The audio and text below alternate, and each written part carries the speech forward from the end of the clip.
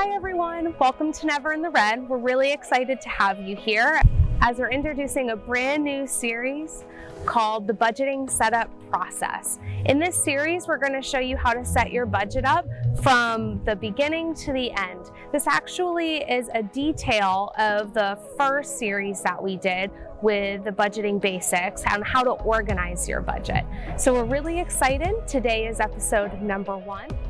And we're going to be telling you how to build and organize your master budget. So hey guys, let's get started.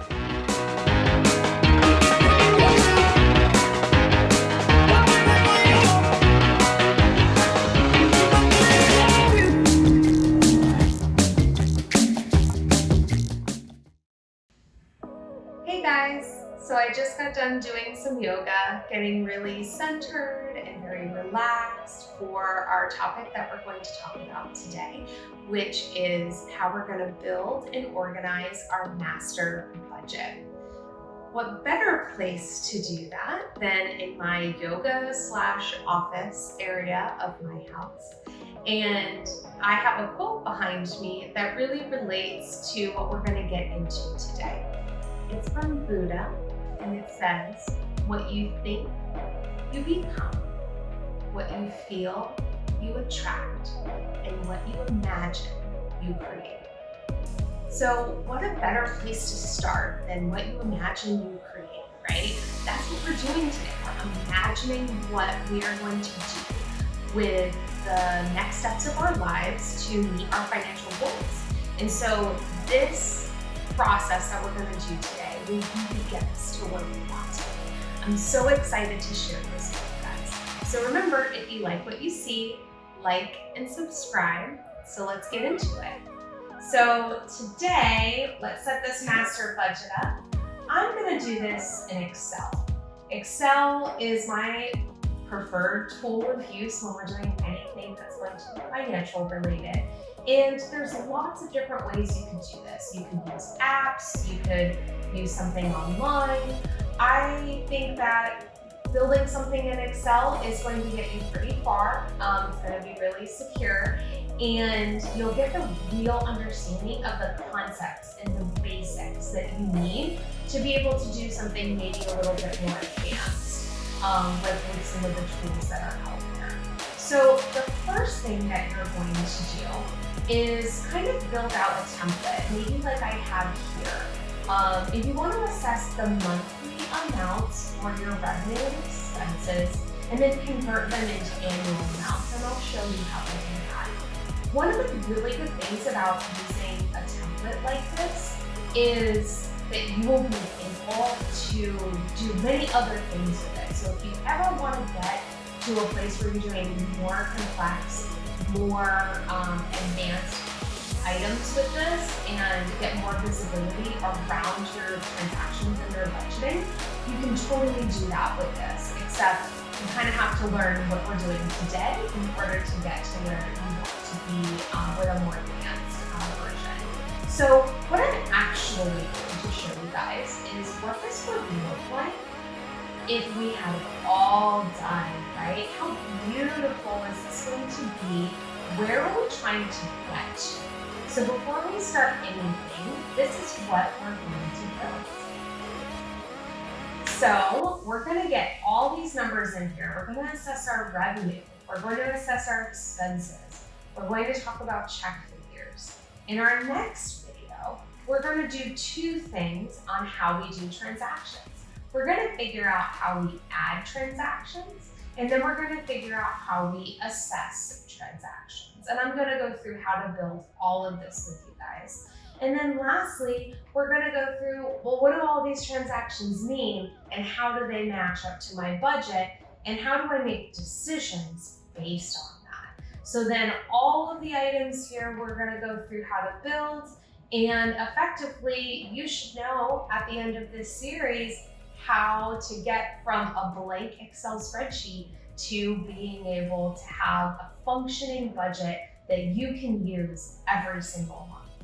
So we're going to put that one away for a second, and we're going to come back to our blank spreadsheet. So let's go ahead and get started. I've already filled in a handful of items. So I filled in our header, what is this tab? I find that to be very helpful to put something of context to what we're doing. We have the date. So this date is the date that we use to tell us the last time it's been updated. So actually, we are going to put today's date. Fantastic. And now we're going to move on to revenue. So let's take a second and talk about this. So what I want to review with you is how you assess revenue. Revenue is what you bring in, right? So you may have multiple different revenue sources. You may have one from your job, like a direct deposit, right? Just comes into your bank, there's no check, nothing. You may be in a position where you get tips and you get actual cash that you have to go deposit.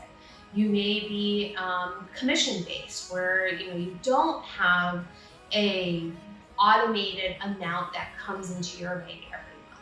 So your specific situation with what we're doing right now will allow you to really customize that. And so what I would really encourage you to do is look at the amount of money on average that you are getting every month from those revenue sources, because what we're going to need to do is estimate what that will be. So what we're looking for right now is to be able to put that in here. So what I'm going to do is just something very basic. Let's say I get a paycheck, right? And let's say that that is $3,000. So I'm just going to basically put my $3,000 paycheck right in there. So I'm going to put my $3,000 paycheck in there. Remember, this is after taxes. This is what hits your bank account. That's really, really important, because what we want to do is make sure that we're matching the cash that's coming in with the cash that's going out. So not what you actually make every year, right? Not the gross income is what we call it, but the net income. So the things that happen after all the deductions are taken out. So now we get to total other income. So let's say I'm commission based and I think that on average I'm going to make $1,000 a month, right? So that would mean, I'm going to make $12,000 a year. And that sounds reasonable to me. So I would go ahead and put in my equals, and there we go, we have $4,000. Next, we're gonna come up with our annual part of it. So all we have to do is take this guy and times it by 12, and we'll get our annual amounts. So there we go, and there we go, awesome. So now we get to our expenses, and let's talk about that for just a minute.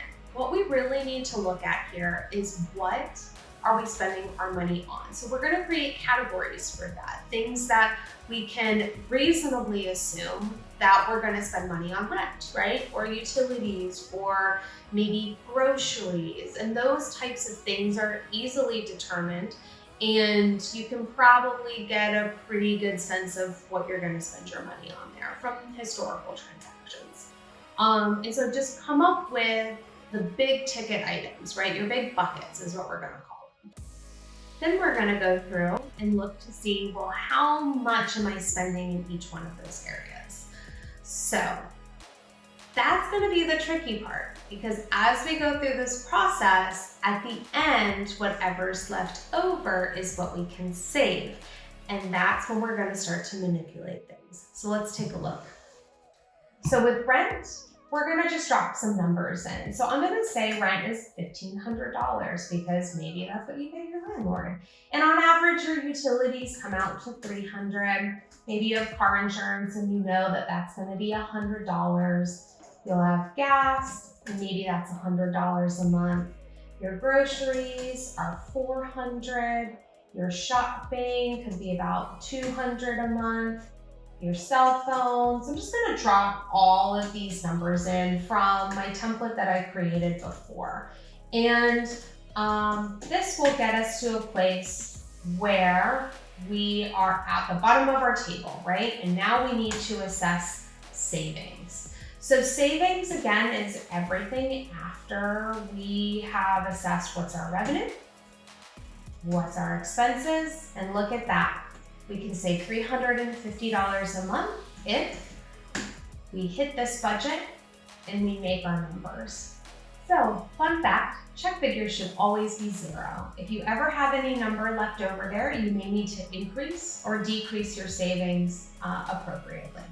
So in looking at this, make sure that you understand the difference between what you have as fixed expenses. So rent would be something that's fixed that really doesn't change. Maybe your cell phone is something that doesn't change as well. And something called variable expenses. So expenses that really do fluctuate with how much you might spend every single month. So groceries, gas, going out to eat, things like that. And those types of things, as we move through the process, you can manipulate as you move forward. By what I mean by manipulate is you can make decisions whether or not you want to spend more in one period or less to sort of meet the goals that you have set in front of you. So I really hope that you guys enjoyed this video. We just got started. It's the first one, so this will set the stage for how we move forward and meet our financial goals.